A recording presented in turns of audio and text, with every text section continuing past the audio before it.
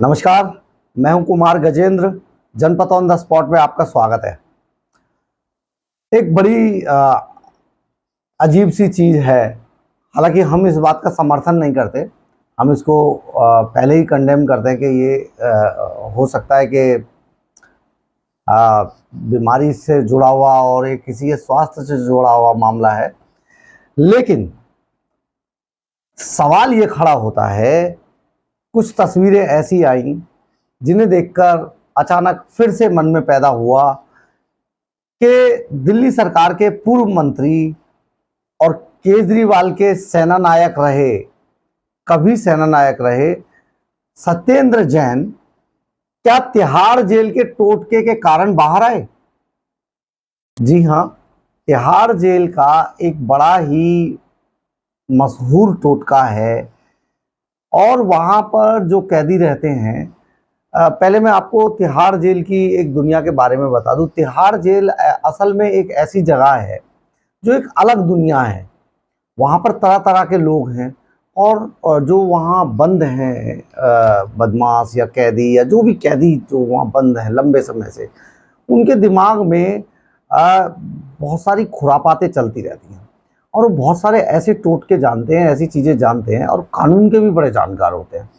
और वो बहुत सारी ऐसी चीज़ें जानते हैं जिनकी वजह से कानून को गच्चा दिया जा सकता है, कानून को बहलाया फुसलाया जा सकता है, कानून के सामने अपनी बात को इस ढंग से रखा जा सकता है जिससे कि कानून को ये बात माननी पड़े कि सामने वाला जो कह रहा है वो सत्य है।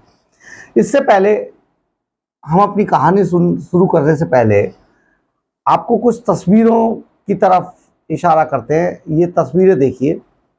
ये पहली तस्वीर है सत्येंद्र जैन की, जो हॉस्पिटल के बाहर बड़े निरी और बहुत ही असहाय से पुलिस वालों के पुलिस कर्मियों के साथ बैठे हैं। देखिए कितनी दया आ रही है इनको देख के। सचमुच हमारा भी दिल हिल गया था और हिलना भी चाहिए, क्योंकि इंसानियत अभी दिलों में जिंदा है। सामने वाला कितना ही मक्कार क्यों ना हो, लेकिन अगर उसकी ऐसी स्थिति होगी तो सचमुच जो नरम दिल के लोग होते हैं उनके दिल हिल ही जाते हैं। अब ये दूसरी तस्वीर देखिए जिसमें सत्येंद्र जैन गिरने के बाद उनके चेहरे पर मास्क लगाया और उनका इलाज चल रहा है। नीम बेहोशी की सी हालत में आईसीयू में शायद हैं वो। ये भी अस्पताल से तस्वीर सामने आई थी। लेकिन इन्हीं तस्वीरों के कारण, इन्हीं हालातों के कारण सत्येंद्र जैन को माननीय कोर्ट ने उन्हें 6 हफ्ते की अंतरिम बेल दे दी, जो अब वो 1 महीने से ऊपर, करीब 1.5 महीना जेल से बाहर आराम से अपने स्वास्थ्य लाभ के लिए रहेंगे। बात दरअसल ये है, ये एक पुराना टोटका है जो लंबे समय तक जेल के अंदर रहकर लोग करते हैं और हम ये कामना करते हैं कि सत्येंद्र जैन तेजी से स्वास्थ्य में उनके में सुधार हो और वो जल्दी से जल्दी स्वास्थ्य लाभ करके कोर्ट के सामने अपने आप को दोबारा पेश करें। कहने का मतलब ये है कि ये जो हालात हैं जो दिखाए गए हैं, आपको हम बता देते हैं। सत्येंद्र जैन ने जो हमारे सूत्र बताते हैं, तिहाड़ जेल के अंदर के जो सूत्र हमें बताते हैं, सत्येंद्र जैन ने लंबे समय से, जब से जो जेल में आए थे लगभग तभी से अन्न ग्रहण करना बंद कर दिया था और वो केवल फल और सैलड खाकर वो अपना जो है गुजारा कर रहे थे। कई धर्मों में ऐसा होता भी है कि लोग जो है अन्न ग्रहण नहीं करते हैं तो उनको काफ़ी स्वास्थ्य का जो उनकी जो मोटापा होता है, चर्बी होती है, वो शरीर की कम हो जाती है। और आजकल के टाइम में तो बड़े तरीके, अलग अलग तरीकों से चर्बी कम करा रहे हैं लोग। तो सत्येंद्र जैन की ये हालत हुई, वो खुद ही अन्न ग्रहण नहीं कर रहे थे। अब सत्येंद्र जैन ने अपने आप को ऐसा शो किया कि वो बहुत ज्यादा बीमार है और कुछ भी हो सकता है। कोर्ट के सामने जब कोर्ट उनकी जमानत ले ही नहीं रहा था माननीय कोर्ट ने बिल्कुल मना कर दिया था सख्ती से कि उनके खिलाफ जांच चल रही है और वो सबूतों को, गवाहों को प्रभावित कर सकते हैं, इसलिए उनको ये जमानत नहीं दी जा रही। तो सूत्रों का ये कहना है, सूत्रों का ये कहना है कि सत्येंद्र जैन ने ये टोटका, स्वास्थ्य का टोटका आजमाया और वो अपने इस टोटके में कामयाब रहे और जेल से बाहर आ गए। अब आप जेल से बाहर आने के 2 दिन बाद की ये तस्वीरें देखिए। सत्येंद्र जैन कहीं से भी अचानक इतने स्वस्थ हो गए कि वो केजरीवाल साहब के गले भी मिल रहे हैं, उनसे हंस के बातें भी कर रहे हैं और आराम से बैठे हैं। आईसीयू की तस्वीर में और केजरीवाल की इन तस्वीरों में जरा मैच करके देखिएगा। हमें तो कुछ ऐसा लगा तो हमने ये बात कह दी। आपको लगे कि मैं गलत हूं तो माना जा सकता है कि मैं गलत हूं, मैं गलत भी हो सकता हूं, इसमें कोई शक नहीं। अब हम कहानी सुनाते हैं आपको कुछ ऐसे लोगों की जिन्होंने हेल्थ का ये टोटका अपनाकर जेल से बाहर आराम से खुली हवा में सांस लिया। सबसे पहला नाम है कुख्यात आतंकवादी देवेंद्र पाल सिंह भुल्लर का। देवेंद्र पाल सिंह भुल्लर 1993 में तत्कालीन यूथ कांग्रेस अध्यक्ष मनिंदरजीत सिंह बिट्टा पर रायसीना रोड के यूथ कांग्रेस के ऑफिस में देवेंद्र पाल सिंह भुल्लर ने उन पर बम से हमला किया था। इस हमले में, इस आतंकी हमले में 9 लोग मौके पर ही मारे गए थे, जबकि 31 लोग गंभीर रूप से घायल हो गए थे। यह हादसा इतना बड़ा था, इस बम धमाके की आवाज इतनी जबरदस्त थी कि आसपास के 5 किलोमीटर के दायरे में कनॉट प्लेस में रायसीना रोड पर ली मेरिडियन के से थोड़ा सा आगे चल के 4-10 कदम की दूरी पर यूथ कांग्रेस का ऑफिस है, आज भी है। उसके 5 किलोमीटर के दायरे में आवाज सुनी गई थी बम की, और जो ली मेरिडियन समेत बहुत सारी इमारतों के शीशे टूट गए थे खिड़कियों पे। अब ये भुल्लर साहब, जब भुल्लर, आतंकवादी भुल्लर को पकड़ा गया तो इस पर केस चला टाडा के तहत। टाडा में इसको बाउंड किया गया और इसे सुप्रीम कोर्ट ने इसे दोषी मानते हुए इसे फांसी की सजा दी थी, क्योंकि ये सीधा सीधा इन्वॉल्व था उसमें। फांसी की सजा को सुप्रीम कोर्ट ने बाद में उम्र कैद में तब्दील कर दिया। अब भुल्लर क्योंकि आतंकवादी था और इसने इतना बड़ा जघन्य हत्याकांड कनॉट प्लेस में, दिल्ली के दिल कहे जाने वाले कनॉट प्लेस में अंजाम दिया था, और मनिंदरजीत सिंह बिट्टा जो एंटी टेररिस्ट फ्रंट के अध्यक्ष हैं, उनके ऊपर हमला किया था। उन्हें भी गंभीर चोटें आई थी, आज भी वो छड़ी लेकर चलते हैं। तो ये बहुत ही खतरनाक जघन्य कांड था। इसको पता थी कि अब ये बाहर तो आएगा नहीं, अंदर ही रहेगा। तो भुल्लर ने लंबे समय, जब इसको लगा कि अब नहीं वो आएगा ये जेल से बाहर, तो भुल्लर ने अपने आप को, आतंकवादी भुल्लर ने अपने आप को पागल घोषित कर दिया। जेल के अंदर वो अजीब अजीब सी हरकतें करने लगा, पागल का होने का नाटक करने लगा। ये तो ईश्वर ही जानता है कि वो पागल होने का नाटक कर रहा था या सचमुच पागल हो गया था। ऐसा होता नहीं कि पागल हो गया हो। और बाद में कानूनी दांवपेच के चलते भुल्लर का लंबे समय तक वो इहिबास में, जो शाहदरा के अंदर मेंटल हॉस्पिटल है, इहिबास हिंदुस्तान का सबसे बड़ा दिमाग का अस्पताल है, वो उसमें भर्ती करा दिया गया उसको।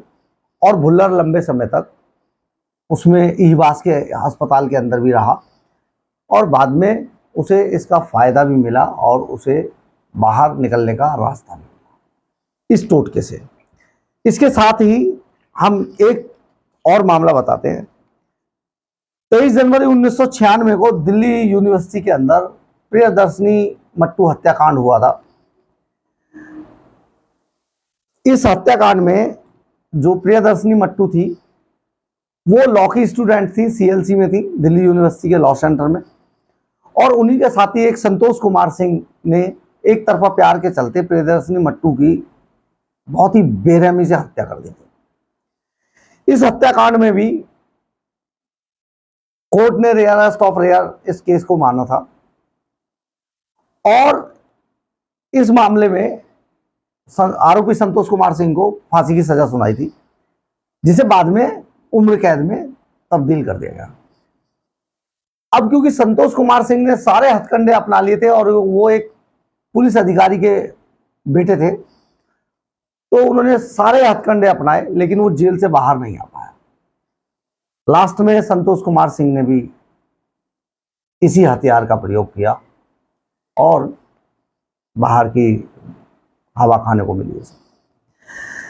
इसी तरीके से 2 जुलाई 1995 को तत्कालीन यूथ कांग्रेस अध्यक्ष सुशील शर्मा ने अपनी ही पत्नी नैना साहनी की हत्या कर दी, बहुत बेरहमी से। और हत्या करने के बाद, ये अपने आप में बहुत बड़ा मामला था उस टाइम दिल्ली में, हत्या करने के बाद नैना साहनी के उसने शव के टुकड़े टुकड़े किए और होटल के एक तंदूर में जाकर उन शव के टुकड़ों को जलाने लगा। लेकिन एंड टाइम पे पुलिस की चौकसी के कारण ये मामला खुल गया और सुशील शर्मा को मौके से गिरफ्तार कर लिया गया था। सुशील शर्मा को भी फांसी की सजा हुई थी। बाद में आदरणीय सुप्रीम कोर्ट ने, माननीय सुप्रीम कोर्ट ने इसको उम्र कैद में तब्दील कर दिया। सुशील शर्मा बहुत लंबे समय तक जेल में रहा और बाद में उसने भी इसी हथकंडे का हेल्थ, जो अपना हथकंडा है, मेंटली हेल्थ, फिजिकली हेल्थ का उसने अपनाया और उसने बाहर की दुनिया देखी। तो ये जो हथकंडा है जेल से बाहर आने का, ये बहुत नया नहीं है, लेकिन इस बार पहली बार आप मानिए कि किसी पूर्व मंत्री ने इस हथकंडे को अपनाया है और जेल से बाहर आया है। तो साहब, मैं ये कहना चाहता हूं, आप मक्कारों की इस दुनिया में आप देखिए कैसे कैसे मक्कार देखने को मिलेंगे। हमारा मक्कारों से मतलब इन लोगों से नहीं है, बहुत सारे मक्कार हैं, बहुत सारे ड्रामे हैं, पार्टियां बनाई जा रही हैं, जोड़ी जा रही हैं, जिसका कोई वजूद नहीं है। जो कभी लोगों को चोर बताता था, शरद पवार को लुटेरा बताता था, आज वो शरद पवार के साथ बैठा है, उद्धव ठाकरे को इकट्ठा कर रहा है। अपने शीश महल पे कोई जवाब नहीं देगा ये आदमी, कोई जवाब शीश महल पे नहीं देगा ये आदमी। ये बात करता है फ्री का हेल्थ सिस्टम। केजरीवाल साहब, छाती ठोक के मैं आपको कहना चाहता हूं, चैलेंज करना चाहता हूं, सरकारी अस्पतालों में हमेशा से इलाज फ्री में ही होता आया है। आपने कोई काम ऐसा नहीं किया। पता नहीं कौन लोग हैं जो आपसे आप कहते हैं और मान लेते हैं। किस सरकारी अस्पताल में पैसे लिए जाते थे पहले? कहीं पर भी नहीं, सरकारी डिस्पेंसरियों में भी नहीं। बहुत अच्छा इलाज होता था, मलेरिया जैसी बीमारियों का इलाज भी सरकारी डिस्पेंसरियों में फ्री होता था, कुनैन की गोली देकर। आप किनको पागल बना रहे हैं, किस जनता को? जनाब केजरी साहब, बाल साहब, ये सब चीजें फ्री थी पहले ही। पानी के कोई मीटर नहीं थे दिल्ली के अंदर, कोई पानी का पैसा नहीं लगता था। कहां की बातें करते हैं आप, हवा में फेंकते हैं। कभी मौका लगे तो मुझसे डिबेट कर लीजिएगा, हम तैयार हैं आपसे डिबेट करने के लिए। आप बहुत सवाल पूछा करते थे लोगों से, डिबेट का चैलेंज करते थे ना, कभी कर लीजिएगा। दिल्ली के अंदर पानी के मीटर भी नहीं हुआ करते थे, फ्री में पानी था और गंगा वाटर आता था। गंगा वाटर आया करता था, शीला दीक्षित के टाइम से शुरू हुआ, और जब शीला दीक्षित ने दिल्ली का चार्ज संभाला, उसके बाद से 24 घंटे बिजली, power without any power cut, 24 घंटे बिजली और गंगा वाटर दिल्ली के अंदर था और फ्री में था। आपको ये भी बता दें। अब सोचना जनता को है कि हम किस तरीके के लोगों को बढ़ावा दे रहे हैं, किस तरीके के झूठ को बढ़ावा दे रहे हैं, किस तरीके के फरेब को बढ़ावा दे रहे हैं। जरा सोचिए। जय हिंद, जय भारत।